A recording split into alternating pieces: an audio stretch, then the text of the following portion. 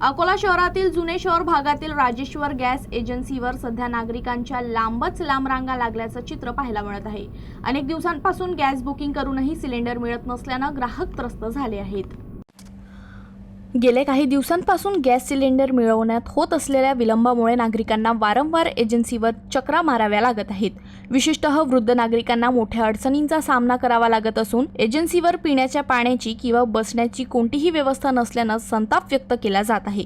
दरम्यान काही ग्राहकांनी बुकिंग असूनही सिलेंडर इतरांना अधिक दरानं विकले जात असल्याचा आरोप केला आहे। त्यामुळे नागरिकांमध्ये नाराजीचे वातावरण निर्माण झाले आहे। सध्याच्या आंतरराष्ट्रीय परिस्थितीमुळे गॅस टंचाई निर्माण झाल्याचं सांगितलं जात असलं तरी शासनानं तातडीनं उपाययोजना करून घरगुती गॅस सिलेंडरचा सुरळीत पुरवठा करावा अशी मागणी नागरिकांकडून करण्यात येत आहे। लाईन मध्ये उभा आणि दोन्ही पाय गेलेले आहेत माझे, तरी पण लाईन मध्ये उभं राहावं लागतं। किती तासापासून उभे आहे? मी सकाळी 9 वाजतापासून आलो इथं सिलेंडर घेऊन। कधी सिलेंडर इकडे, कधी इकडे, कधी तिकडे। बनवायलाच काही नाही, डबा वगैरे काही, गॅसच सुद्धा नाही आहे। आणि सरकार म्हणते की गॅसचा साठा भरपूर आहे, तुम्ही लाईनीत लागू नका।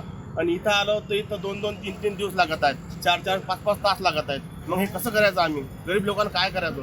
हे सरकारनं सांगायचं किंवा एजन्सीवाल्याला विचारायचं काय करता एजन्सीवाले।